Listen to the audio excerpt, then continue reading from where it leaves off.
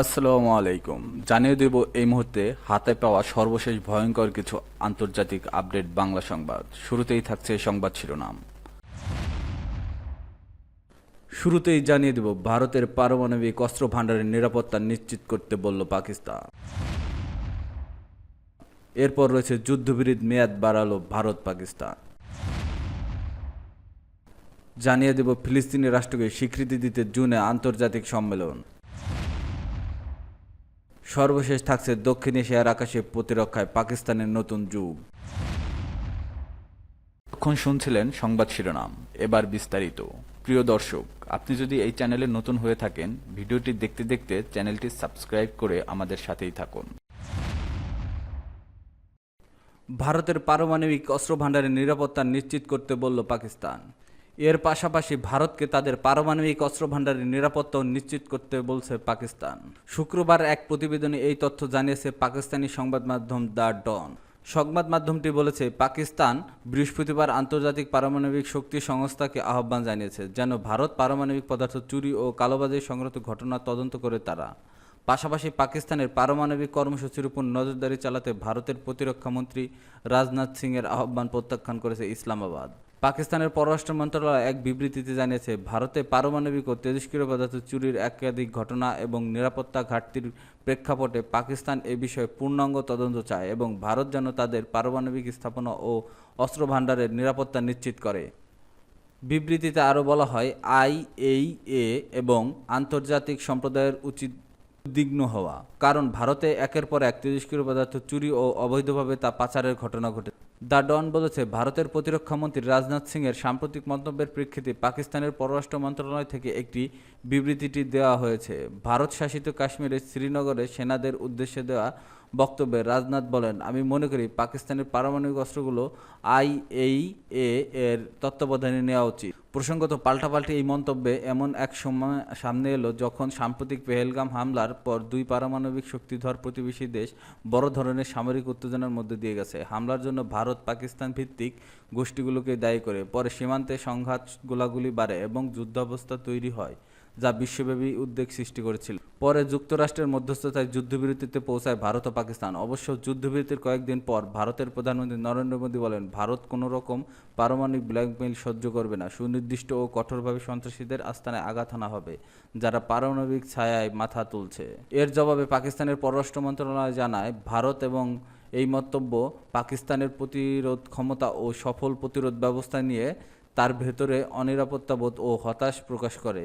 পাকিস্তানের প্রচলিত সামরিক শক্তি ভারতের আগ্রাসন প্রতিহত করতে যথেষ্ট।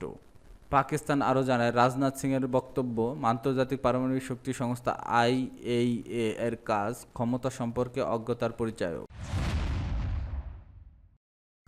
যুদ্ধবিরতির মেয়াদ বাড়ালো ভারত পাকিস্তান। পাকিস্তানের পররাষ্ট্র উপপ্রধানমন্ত্রী ইসাক দার এ তথ্য নিশ্চিত করেছেন বৃহস্পতিবার দেশটির পার্লামেন্টের উচ্চকক্ষ সিনেট ভাষণ দেওয়ার সময়। তিনি জানান, গত 14 মে দুই দেশের সামরিক বাহিনীর অপারেশনস বিভাগের প্রধান পর্যায়ের বৈঠকে গৃহীত হয়েছে এই সিদ্ধান্ত। 22 এপ্রিল ভারতের জম্মু কাশ্মীর রাজ্যের পেহেলগামে সংঘটিত সন্ত্রাসী হামলার জবাব দিতে গত 7 মে পাকিস্তানের বিরুদ্ধে অপারেশন সিঁদুর সেনা অভিযান পরিচালনা করে ভারত। মাত্র কয়েক ঘন্টার এই অভিযানে পাকিস্তান নিয়ন্ত্রিত কাশ্মীর সহ একাধিক এলাকায় সন্ত্রাসী স্থাপনাগুলোকে লক্ষ্য করে হামলা চালায় ভারত বিমান বাহিনী। এতে পাকিস্তানের 13 সেনা সদস্য সহ নিহত হন মোট 51 জন এবং আহত হন 78 জন।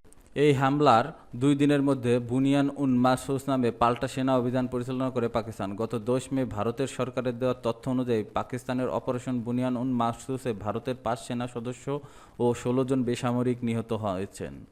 এই অবস্থায় গত 10 মে প্রথমবারের মতো বৈঠক করেন ভারতের ডিজিএমএ ও লেফটেন্যান্ট জেনারেল রাজীব ঘাই এবং পাকিস্তানের ডিজিএম ও major general Kashif Abdullah. Telephone হওয়া সেই বৈঠকে শেষে 12 মে পর্যন্ত যুদ্ধবিরতি ঘোষণা করেন তারা। পরে আরও 2 দফা 2 দিন করে যুদ্ধবিরতির মেয়াদ বাড়ানো হয়। সর্বশেষ গতকাল দুই দেশের জিএমও পর্যায়ে বৈঠক যুদ্ধবিরতি 18 মে পর্যন্ত বর্ধিত করা হয়েছে। ফিলিস্তিন রাষ্ট্রকে স্বীকৃতি দিতে জুনে আন্তর্জাতিক সম্মেলন। সৌদি আরব এবং ফ্রান্সের যৌথ সভাপতিত্বে জুন মাসে ফিলিস্তিনের জন্য দ্বিরাষ্ট্র সমাধান বিষয়ক একটি আন্তর্জাতিক সম্মেলন অনুষ্ঠিত হবে। শুক্রবার আরব লীগের এক জ্যেষ্ঠ কর্মকর্তা বিষয়টি নিশ্চিত করে এক প্রতিবেদনে তথ্য জানিয়েছে তুরস্কের বার্তা সংস্থা আনাদোলু। আরব লীগের সহকারী মহাসচিব হোসাম জাকি বাগদাদে এক সংবাদ সম্মেলনে বলেন, ফিলিস্তিন রাষ্ট্রকে স্বীকৃতি দেওয়ার সম্মেলন 17 থেকে 20 জুন পর্যন্ত সৌদি আরব এবং ফ্রান্সের যৌথ সভাপতিত্বে অনুষ্ঠিত হবে, যেখানে শনিবার 34তম আরব শীর্ষ সম্মেলন অনুষ্ঠিত হয়েছিল। তবে অনুষ্ঠান ঠিক কোন স্থানে অনুষ্ঠিত হবে তা নির্দিষ্ট করেননি। জাকির মতে, সম্মেলনের লক্ষ্য জাতিসংঘের পূর্ববর্তী একটি সাধারণ পরিষদের প্রস্তাব বাস্তবায়ন করা এবং দ্বিরাষ্ট্র সমাধান ফিলিস্তিন ও ইসরায়েল ত্বরান্বিত করা, পাশাপাশি ফিলিস্তিন রাষ্ট্রকে বাস্তবায়িত করার উপায় অনুসন্ধান করা। তিনি উল্লেখ করেন, সম্মেলনটি গুরুত্বপূর্ণ এবং ব্যাপক হবে, কারণ এতে ফিলিস্তিন ইস্যুর রাজনৈতিক, অর্থনৈতিক এবং সামাজিক দিকগুলো সহ সকল দিক থেকে আলোচনা করা হবে। তিনি আশা ব্যক্ত করেন যে কিছু দেশ সম্মেলনে ফিলিস্তিন রাষ্ট্রকে স্বীকৃতি দেবে, যার একটি উল্লেখযোগ্য রাজনৈতিক প্রভাব থাকবে। দক্ষিণ এশিয়ার আকাশ প্রতিরক্ষায় পাকিস্তানের নতুন যুগ। পাক ভারত সীমান্তে সাম্প্রতিক উত্তেজনায় পাকিস্তান যেভাবে তাদের আধুনিক যুদ্ধ প্রযুক্তির শক্তি প্রদর্শন করেছে, তা দক্ষিণ এশিয়ার আকাশ প্রতিরক্ষায় এক নতুন মানদণ্ড তৈরি করেছে বলে মনে করছে চীন।